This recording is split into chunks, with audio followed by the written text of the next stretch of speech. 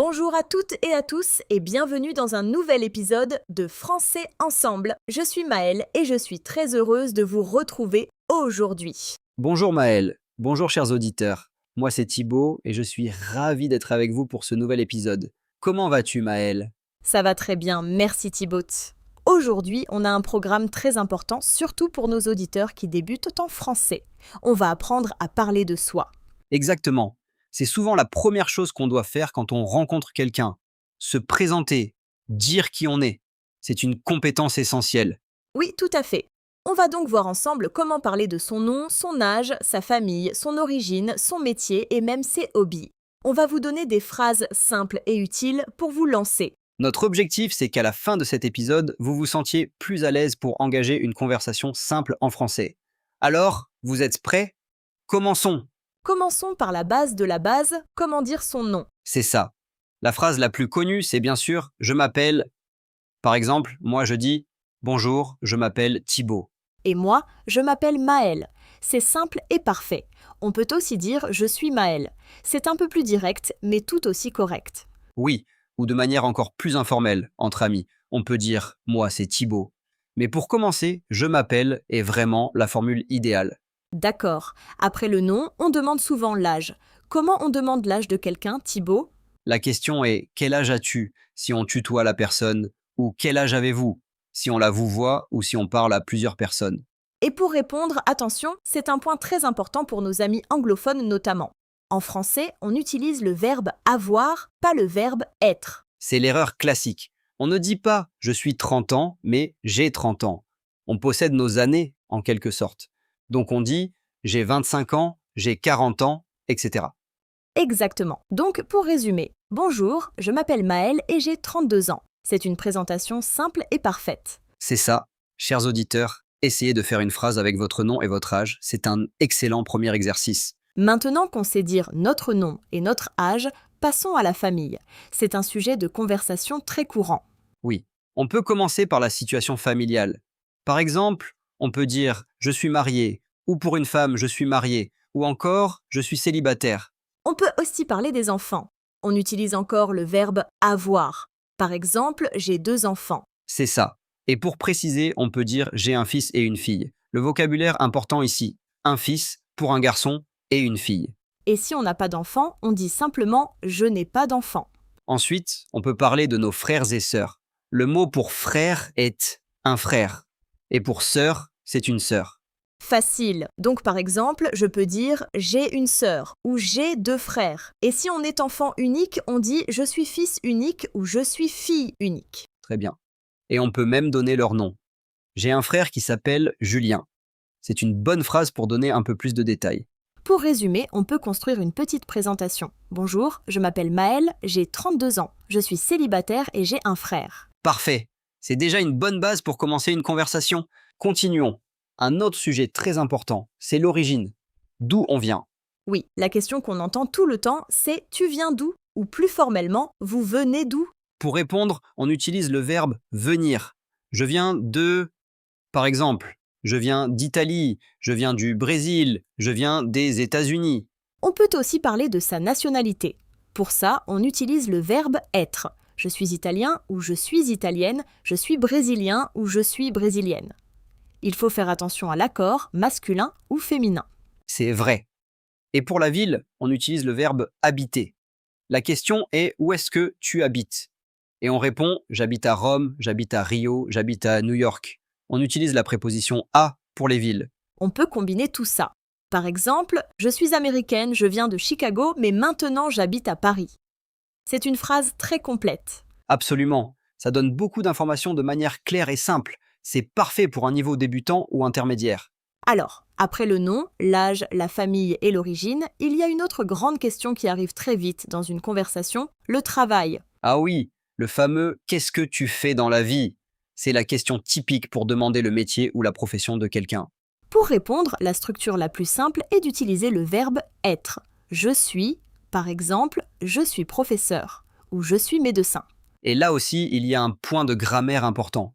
En français, on ne met pas d'article un hors une devant la profession avec le verbe être. On ne dit pas « je suis un professeur », on dit « je suis professeur ». C'est une très bonne remarque. C'est une différence majeure avec l'anglais. Donc on dit « je suis ingénieur »,« je suis vendeuse »,« je suis…» On peut aussi utiliser le verbe travailler. Par exemple, je travaille comme journaliste. Ou on peut dire dans quel secteur on travaille, je travaille dans la communication. Oui, c'est une bonne alternative. Je travaille dans l'informatique, je travaille dans un restaurant. Et si on ne travaille pas, on peut dire « je ne travaille pas » ou « je suis au chômage ». Ou je suis à la retraite, pour les personnes qui ont fini leur carrière professionnelle. Parfait. On a déjà beaucoup d'éléments pour une présentation complète. Entraînons-nous. Thibaut, présente-toi avec tout ce qu'on a vu. D'accord, je joue le jeu. Bonjour, je m'appelle Thibaut, j'ai 35 ans. Je suis marié et j'ai une fille. Je suis français, j'habite à Lyon et je suis professeur de français. Super, c'est clair, précis et ça donne une très bonne image de qui tu es. Bon, on a parlé du travail, mais la vie ce n'est pas que le travail. Il faut aussi parler de ce qu'on aime faire, de nos loisirs, de nos hobbies. Heureusement, c'est souvent la partie la plus intéressante d'une conversation. On peut demander à quelqu'un « Qu'est-ce que tu aimes faire pendant ton temps libre ?» Pour répondre, les verbes magiques sont aimer, adorer et aussi détester. Par exemple, on peut dire « j'aime lire ». Exactement. Après aimer, adorer ou détester, on peut mettre un verbe à l'infinitif. J'aime voyager, j'adore cuisiner, je déteste faire le ménage. On peut aussi utiliser ces verbes avec un nom. Par exemple, j'aime le cinéma, j'adore la musique, je déteste les araignées. Donnons quelques exemples de hobbies courants. On peut faire du sport, jouer au football, jouer du piano, regarder des séries, écouter de la musique. Se promener, voir des amis, aller au restaurant, la liste est longue. Le plus important est sans doute d'utiliser la structure j'aime ou j'adore. Alors Maëlle, qu'est-ce que tu aimes faire ?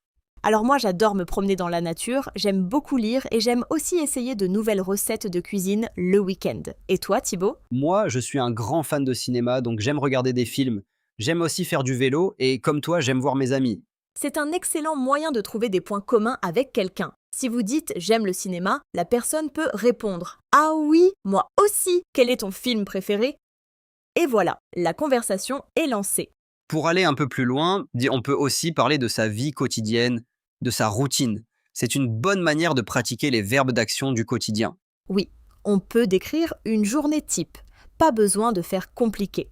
On peut utiliser des marqueurs de temps simples comme le matin, l'après-midi, le soir. Par exemple, on peut dire « le matin, je me lève à 7 heures ». Le verbe ici est « se lever ». C'est un verbe pronominal, on en parlera dans un autre épisode. Bonne idée. Pour rester simple, on peut dire « je prends mon petit déjeuner, je vais au travail ». Pour le midi, on peut dire « je déjeune avec mes collègues ». Et pour le soir, je rentre à la maison, je dîne et je regarde un peu la télévision. On peut aussi parler du week-end. Le week-end, je fais les courses ou le week-end, j'aime bien me reposer. Ce sont des phrases simples, mais qui permettent de vraiment commencer à raconter sa vie en français. C'est très gratifiant de pouvoir faire ça. Thibaut, je pense qu'il serait utile pour nos auditeurs d'apprendre à décrire les gens.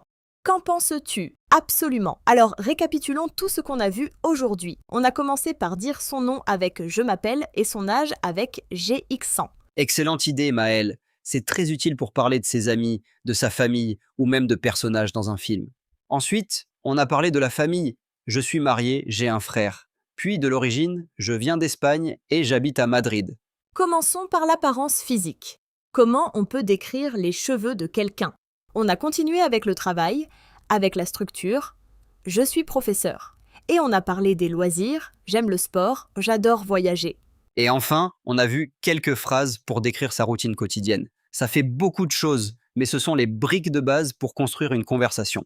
Et voilà, notre épisode touche à sa fin. On espère que tous ces conseils et ces exemples vous aideront à vous sentir plus en confiance pour parler de vous en français. Le meilleur conseil qu'on puisse vous donner, c'est de pratiquer.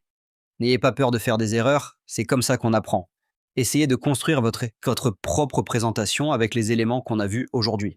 Merci beaucoup de nous avoir écoutés. Si vous avez aimé cet épisode, n'oubliez pas de vous abonner à notre chaîne YouTube afin de suivre nos podcasts Français Ensemble sur votre plateforme d'écoute préférée pour ne manquer aucun de nos futurs conseils. Et si vous avez une minute, laissez-nous un j'aime ou un commentaire. Ça nous fait toujours très plaisir de vous lire et ça aide d'autres personnes à découvrir le podcast. Merci encore et à très bientôt. Au revoir. Salut!